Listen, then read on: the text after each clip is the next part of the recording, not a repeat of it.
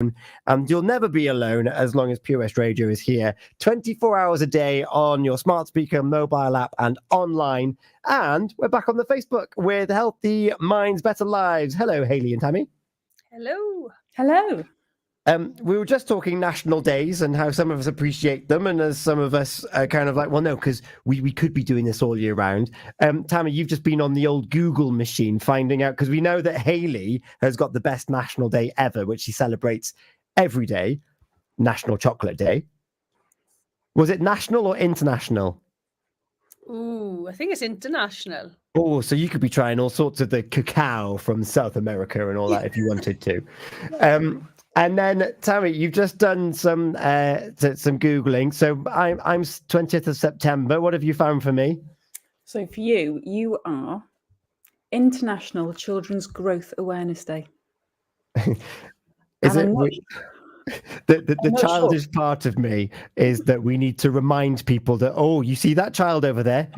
Be aware, they're going to grow soon. Whoa! I hope it's that, but I think it's probably a bit more sensible. I think it's more sensible. But again, it's a lovely one to share on your birthday. It is. We should do it every day, though. Yes, and as a very proud uncle that I am, I like to think that I'm there as part of the nurturing and enhancement of them as individuals and human beings living a life that they love and that they're proud of. So I'll put that down to it being my birthday. Tammy, you were spoilt for choice. I was spoilt for choice, but I have narrowed it down to 2. Okay. So I'm the 26th of July. And there's one that's really apt, actually, and it's Holistic Therapy Day. Which it's written in the stars. Children's Growth Awareness Day. Oh, gosh. Okay, yeah. And my other one that I found is it's National Talk in an Elevator Day. So just breaking the taboo, making new friends in a lift. What I love is that, did you say 26th of July? Yep. I'm going to find an elevator, and whether someone's in there or not, I'm just going to speak, because most elevators have got those little cameras and microphones in them as well, and they're like, hello, nice to see you today, and there's no one in there, just me having a conversation with myself, and it's like, I've got to, because the day told me to. But again, you can do it every day. You can. And in fact, back in my old line of work, increasing your psychological flexibility, doing things that make you feel uncomfortable, talk in an elevator was one of those examples. Because what's the worst that could happen? No one talks back. You get ignored. Particularly if you've just said, I suppose always start with like a compliment, isn't it? And then that way, they have to at least acknowledge you in some way. Otherwise, that's awkward. Oh, I really like your shoes. Silence. I was like, how long is this left? So yeah, what's your national day? We would love to hear about your national day. What we're going to talk about now, before we've got a bit of an interview actually about rare diseases, which we thought might be of interest for you on this Healthy Minds, Better Lives. So if you're going away and thinking, oh, I wonder how I might be impacted on that, stay tuned for that. That's going to come up before 11 o'clock. But Tammy, something that is typically associated with winter months and darkness, but not always. No, so seasonal affective disorder is a type of depression that comes and goes in a seasonal pattern. And it's sometimes known as winter depression because the symptoms are more apparent perhaps during the winter months. But, and it's just bringing it back to the forefront. Some people can experience it in the summer months when the clocks go forward. So it's a really apt time to just bring it back into the spotlight. Yeah, and to some people that might come as a surprise. I've got no diagnosis or anything, but I know that the winter months, I feel like I'm never really 100%. I feel like I'm firing on most cylinders. I get by, I do well, but I'm aware that in the summer I come alive and I can do whatever I feel. I feel semi-invincible during those summer months because that lightness invigorates my soul. Hayley, what's your experience of the dark months that we're coming out of and coming into the lighter months that we're going into now? I do know that sunny days will, in the winter, have a massive impact on me. I feel a summer day or a sunny day very, very deeply. In the sort of, we've had a couple over the last few months, not many this year, but they do lift, as you said, lift my spirit. They make me feel good. You see a lot more people smiling. There's a lot to be said about those days where there's sunshine. But I've not worked with many people with sad. So that's an interesting thing, because a lot of people are living with depression all the way through. And is it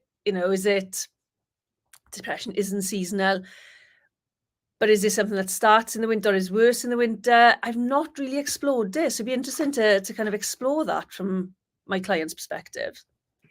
It's one of those ones, like for some people, just even knowing that they're going to go into the warmer months just heralds hay fever, or it heralds those symptoms that that come in the summer, and that can have the reverse effect of just, I really enjoy the extra kind of the feel good hormones, because it's now been shadowed by perhaps pollen.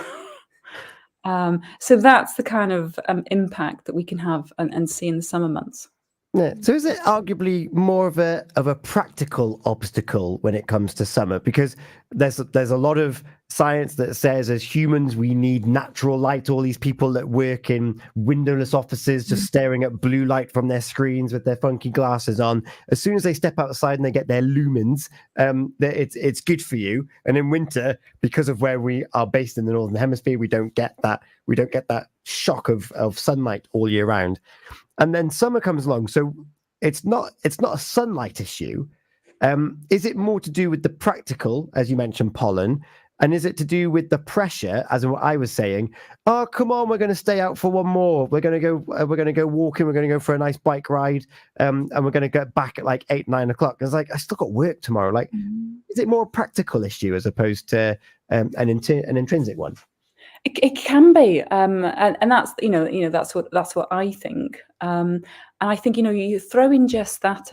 The summer's coming. I need to get I need to get fit. I need to get swimsuit ready. I need to kind of get I'm getting my shorts out. It's the pressures then that come from that side of just that winter wardrobe, changing it into your summer wardrobe.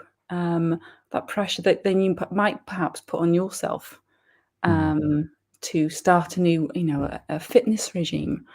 I think there's a lot of impact. Yeah. And if we are feeling that pressure and you're thinking, oh gosh, I haven't even considered that. And then we've got Easter. So it's a bit mean, isn't it? Just before we go into the summer months, it's like gorge yourself on chocolate eggs. And then all of a sudden, self-control becomes an issue, and actually just trying to enjoy yourself. It's not indulgence; it's just enjoyment. It's not necessarily an issue because it's that one-off thing. What can we do, Hayley? Particularly, if you mentioned that you haven't worked with many people with SAD, but depression is an all-year-round thing. What kind of steps can we put in place if we're aware that we're feeling this increased anxiety and tension as we have to open ourselves up for the summer? I think the biggest thing that people fail to do when it comes to things like this is actually start when they start feeling the symptoms, instead of waiting until the anxiety peaks. So as soon as I suppose summer, then let's say summer comes into your consciousness, then you need to start prepping yourself then instead of waiting. So things like, a really good tip for people who know that something causes them anxiety, but they just wait until the peak of anxiety, is to start breathing deep every time they think about the thing that causes them anxiety. So the minute, say, for example, you've got a wedding coming up in the summer, the minute you get the invitation and you agree that you're going, you start breathing every time you think about the wedding. So every time your friend messages you and says, I've picked my dress, or I've done this, or I've done that, you do the deep breathing, and your body then starts to associate the calmness of deep breathing with the wedding. Then there's other things you can do, like journaling your emotions, and there's things you can add on to that in order to kind of at least avoid, I'm going to say avoid the peak, but even if it's just reduce the peak. But people have got a habit of going, oh, that makes me anxious. I'll just wait until I get really anxious and I'm ill with it, instead of prepping up front. Yeah, I love that. Assimilating it with a calming technique from the off. So you're already training yourself. Like, I recognize this stimulation, this sensation. Let's deal with it straight away. That's a very practical piece of advice there. That if you're feeling something, you can do something about it straight away. I'm sure that this will become a topic as the clocks change at the end of this month over Easter. So you get an hour less gorging on Easter chocolate, which will go towards your beach body, because it's going to jump. What is it? Spring forward and then fall back, as the Americans say. So make sure you get enough sleep on Easter weekend. We'll be back. When are we back? We're back in March, April. We're back in April on the 11th. And if you've got something that you would like us to cover here on Healthy Minds, Better Lives, we would love to hear from you. Tonight, we've just been talking about SAD, seasonal affective disorder, in the summer. All year round, it can impact you, and certainly those pressures, those practical pressures that come through it. We've also talked about national days. We never actually said if they were good or bad. We just kind of said that they do exist, and let's use them for how we need to use them. So you are free to decide what you wish to do. And also, we were joined earlier on in the show by Joe and Heidi, who run Brain Fog, the menopause group out of the Hive in Haverfordwest on Goshawk Road. If you live with someone, or you are someone that's nearing that age, or as we found out, even someone young and thinking forward into their life and being like, what's to expect? Then go along. It sounds really friendly. Joe and Heidi gave a really good account as to what they get up to. You can watch that back on the social media. You can listen back to this whole show on purewestradio.com. And if you've got something that you would like us to address in April or anytime, please email studio@purewestradio.com.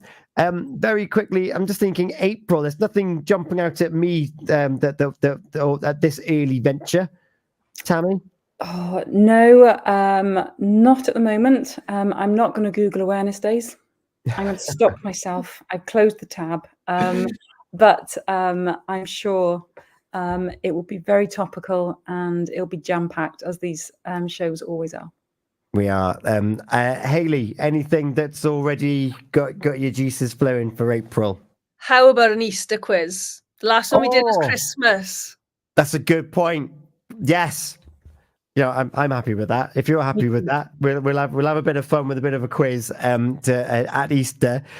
All that's left to say is that we've got this interview about rare diseases on the way for you with the On Air Media Group. Thank you for them for supplying that as a bit of an interest topic for you.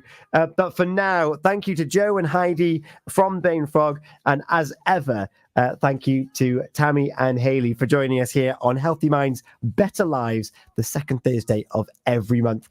Sophie Ellis-Bextor now with Murder on the Dance Floor. Thanks so much, guys. Thank you. Bye.